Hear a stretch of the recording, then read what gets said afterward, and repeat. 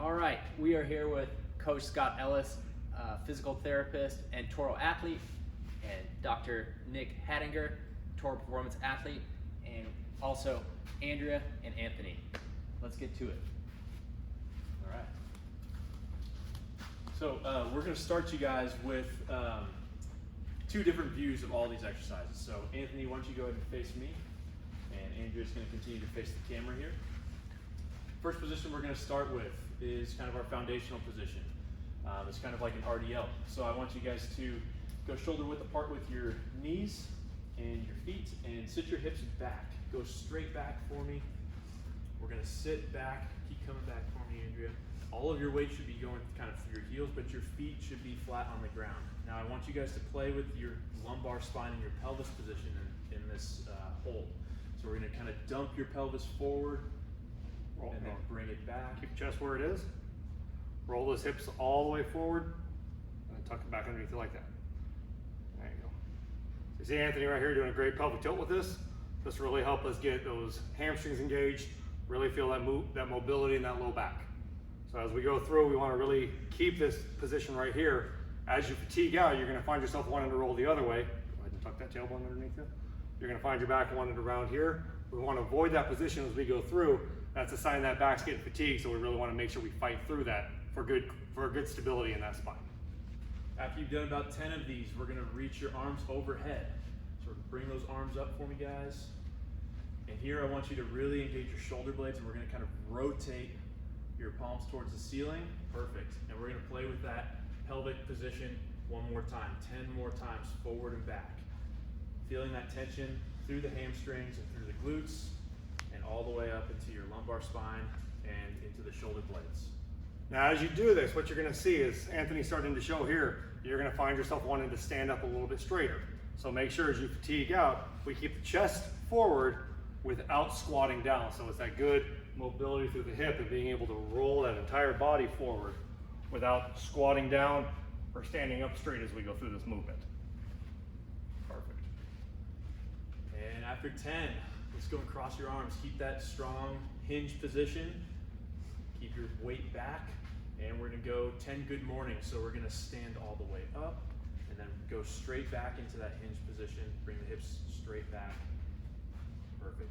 Notice that we're not bringing the knees forward with this. It's not a squat, but we're keeping a nice neutral spine position as we bring the chest forward.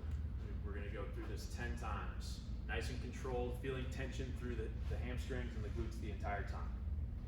A couple things to keep an eye out for when you're doing this at home. First of all, we want to keep that weight back into your heels.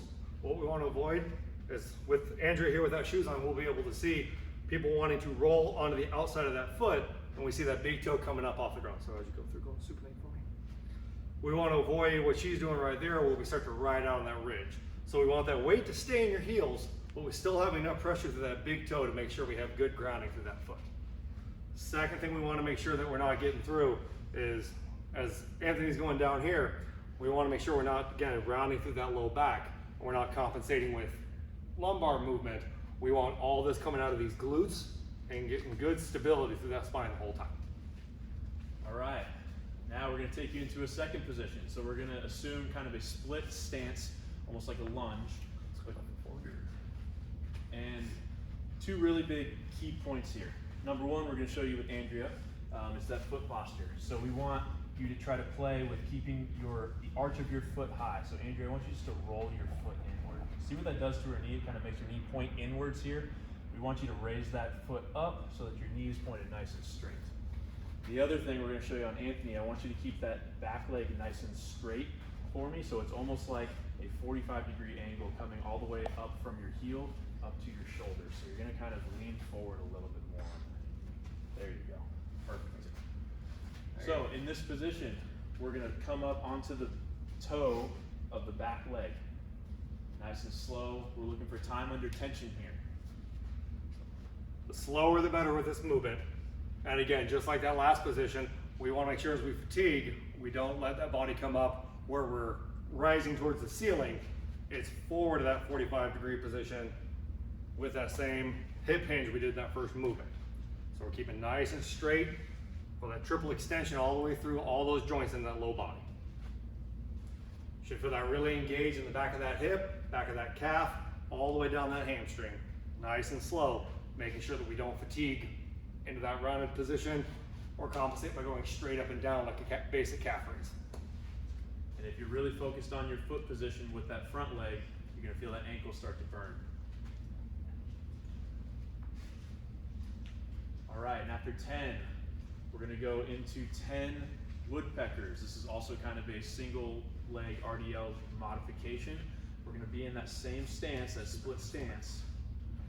Same emphasis on the front leg foot position, and we're gonna sit your hip back, bring the chest forward, feel that tension come up through the hamstring. And we're gonna come back up and push into some hip extension, so you're almost like you're feeling a stretch on the back leg, and you're squeezing that glute to keep it nice and straight and strong. Sit back forward, and we're coming back up. Good. Anthony, showing you right here. We're not really bending that knee a whole lot. That looks perfect right there. We're getting that movement isolating through that glute. We want to make sure we don't compensate by squatting, lowering, and raising here, but all through that hip. This should be making that glute and that hamstring scream at you. Now this is not a lunge, this is just a hinge movement. So all the movement's coming from your hip. The knee isn't really bending in and out of that flexed position very much.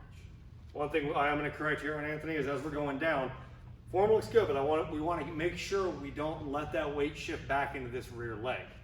So we want to kind of stay home on that front leg as he's going down and come back up. So I have my foot here as a little prop just to make sure he's not shifting back. But that way it keeps you from rocking forward from one leg into the front, kind of staying home on that forward leg. After 10 reps here, we're gonna move into some hip rotations. So same exact position, same leg, okay? Let's go back.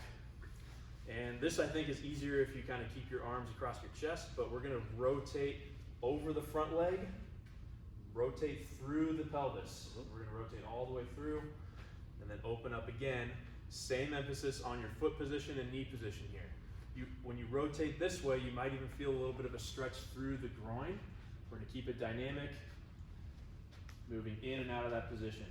Really, really hammering stability with this, all the way from your low back down to your foot.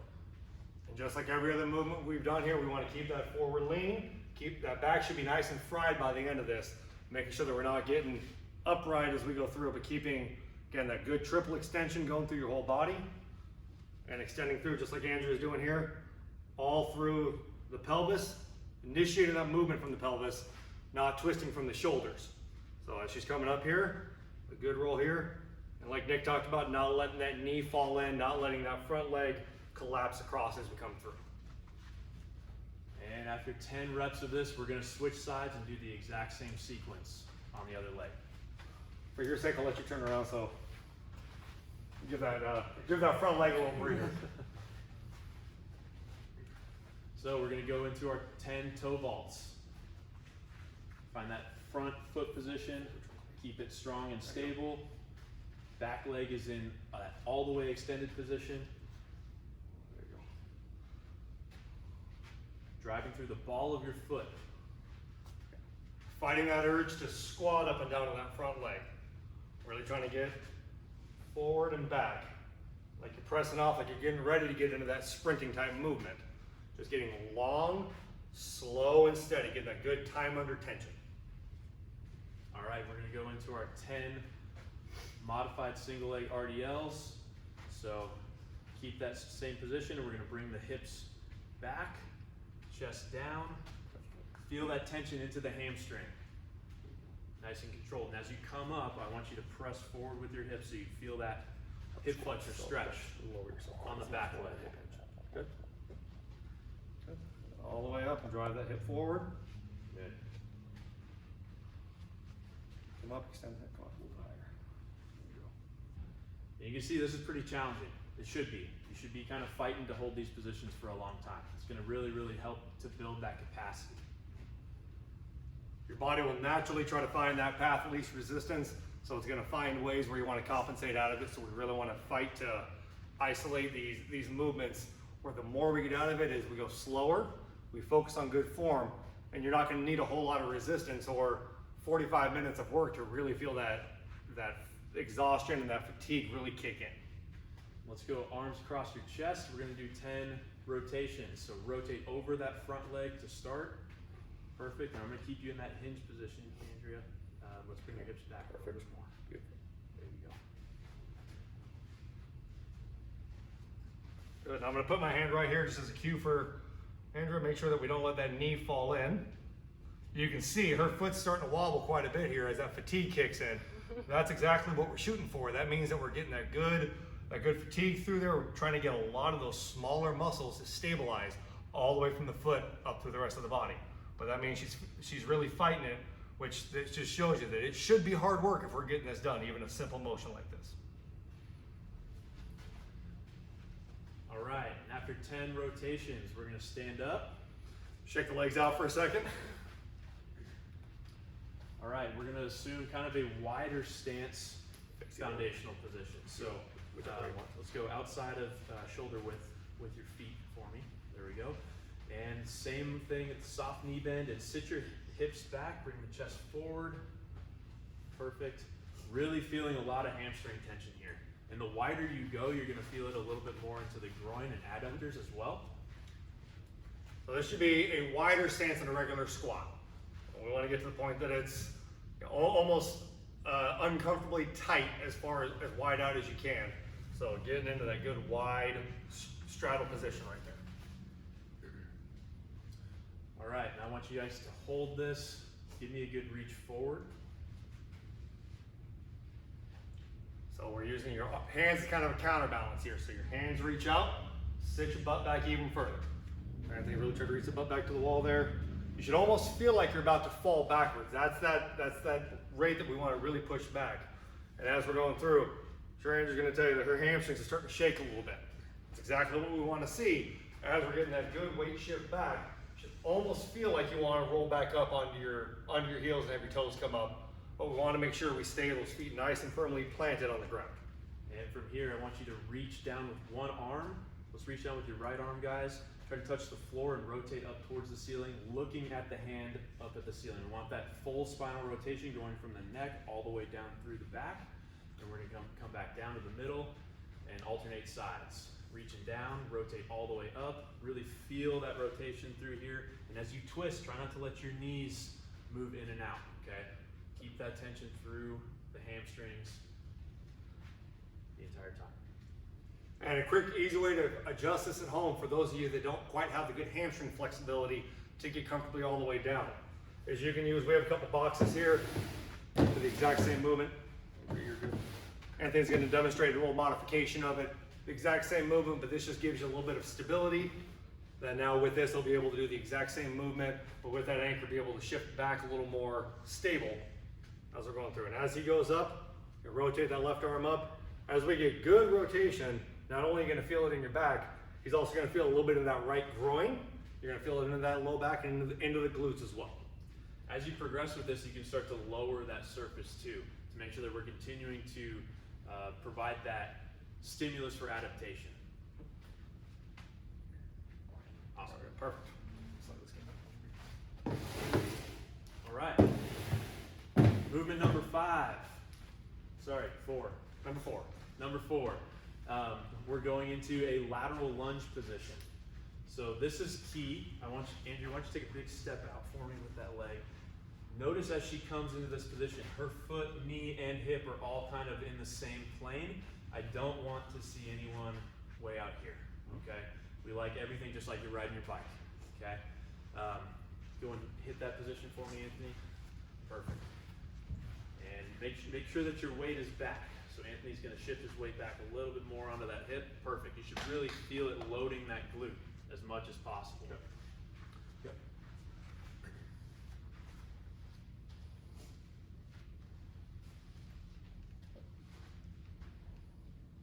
So with this, we're looking a little less about that ability to get a good lunge where we're trying to strengthen the quads and more that dynamic stretch of that inner thigh, that inner groin, and being able to press back up off of it and stabilize back into that left foot.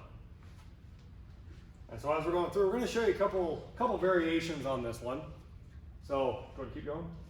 So first one we're going to see is as you press back up, you're going to press back up in just a basic balance on that one leg. So we'll lunge in, get that stretch on that left groin, and just stabilize. And then step back in without having to come together in between each step. Balance and stabilize. And second progression that you can choose to do if that feels too easy for you is Anthony's going to kind of demonstrate this. We're going to push back up and come up into what we call a runner's pose. Perfect. Bringing the knee nice and high up to the hip, and pause and notice what he's doing with his arms here. We're getting that nice cross-body coordination. Sit all the way back into that hip and push all the way up. And the final progression that you might want to try with this, if that feels easy, Andrea's going to demonstrate. So same thing that Anthony was just doing. She's going to come up into that runner's pose, but then kick that leg back and drop into a single leg RDL position. Good. She really fights for that stability through the hip and the foot here. So you notice when she comes back together, that right foot never steps in the middle. Right foot only makes contact all the way out to the side. So it's really going to work a lot of that proximal stability, which we really want to hit for running, single leg bike stability, all that good work where we can press through. Sorry. Good. We're doing 10 reps of any of these progressions that you decide is appropriate for you. And we're going to switch sides with that as well. Let's hit the other side, guys.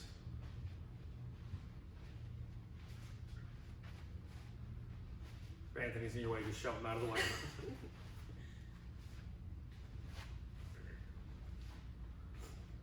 What you'll find is a lot of us, we tend to do a lot of our strengthening, a lot of our exercise and our fitness winds up being with both feet firmly on the ground. We get used to squatting, we get used to lunging, even working on our bike runs.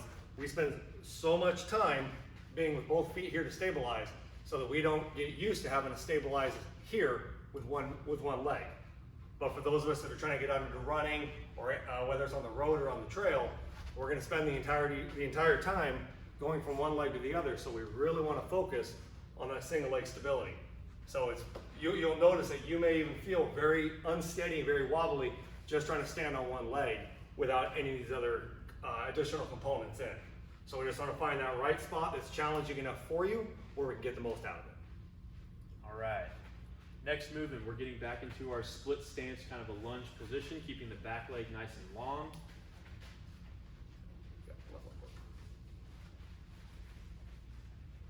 Go. And we're going to use this more as a dynamic mobility routine here. So I want you to reach up and over the front leg. So we're going to reach, Andrea, we're going to reach with your left arm up and over.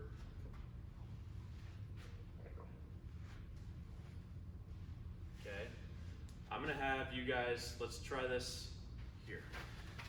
We're going to go here, reach all the way over, so we're side bending towards the front knee. So you're feeling a stretch kind of into your oblique and that front hip flexor. There we go. So with this one, make sure that we are getting your back leg side. That's the arm that's doing the reach. So we don't want to be reaching here. If your right leg's forward, you want to reach with your left arm, not your right arm. Another cue we really want to take a peek at as we're doing this to make sure that we really dial in that hip flexor and those core stabilizers is when we're in this position, making sure we're still maintaining that same pelvic tilt we did through all these motions. Making sure we're keeping that tailbone tucked underneath you and not allowing yourself to get extended and get that big arch in your back. As you dial it in, you're really going to feel the front of that hip get much stronger of a stretch and really get deep into that joint. And then we're going to progress this a little bit with a rotation over that front leg. So Andrea's going to rotate towards her right. Yep, perfect. And really squeeze the left glute here. You can kind of increase the tension felt or the stretch felt on that hip flexor. We're going to go 5 times each direction here. And again, rotating through. Anthony, we're going to stay, we'll keep rotating left. So Yes, rotating across that front leg side. We're not going to go back and forth, but keeping that just to that front leg side. Like Nick said, really firing that glute up, that same pelvic tilt. So as you come across, making sure we get good pelvic motion and trying not to get as much, not just through the shoulders here, but really through the pelvis too, really getting long to the front of that hip. Initiating that turn through that pelvic rotation. Switch sides whenever you're ready.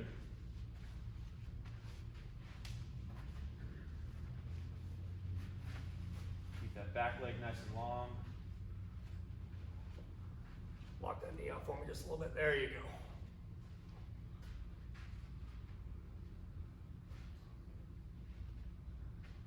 And as you get tired, as you fatigue out, that back knee is going to want to bend, that low back's going to want to arch. So those are the cues that you want to remind yourself every repetition to really get into the details of this movement.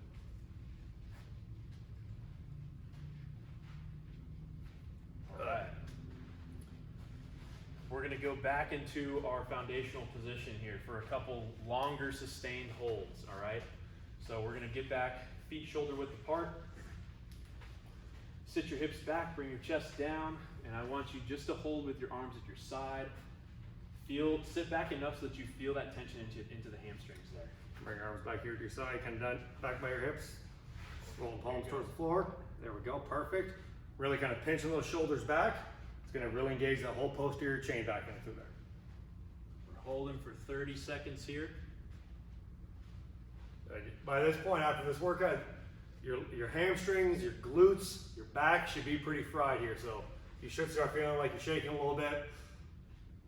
Could have a little sweat going on. Let's bring those arms all the way up, and I want you to rotate your palms towards the ceiling. Good. Back doesn't move, hips don't move, the rest of your core doesn't move at all. Think almost like you're pushing your armpits forward. So you really emphasize the scoop of your shoulder blades, really engaging that whole posterior chain of your back. Making sure that we're not standing up in between, that we're not coming tall. We keep the hips forward and the arms come up. So as you get tired, we're gonna see those palms don't want it. You're starting to rotate those hands down, or even letting these arms drop down a little bit. So we wanna keep them high. The arms go high, that chest drops down. You can see these guys are sweating pretty hard from these small moves. Go and relax.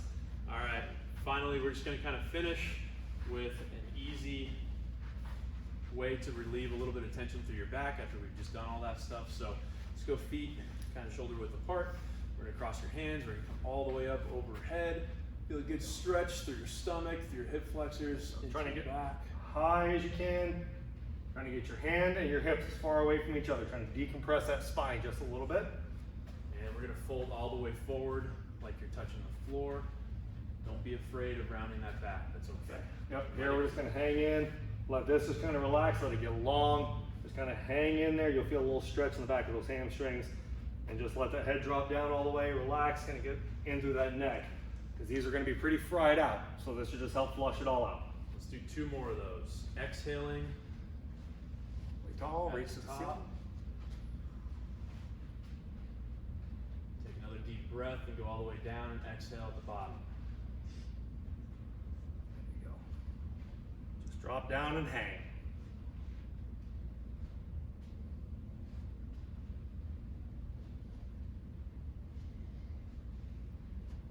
As you guys start to be a little bit consistent with this, you're gonna start to notice that you're progressing in how long you're able to hold this stuff without fatiguing. Like we had talked about, this is gonna make you have a lot more capacity to handle some of the volume of training as you continue to progress through bigger, harder blocks. All right. So we get through this a couple times a week and you're gonna see a significant improvement in your stability, your flexibility, and just your durability into your training program, like Nick was saying. So thank you guys for your time.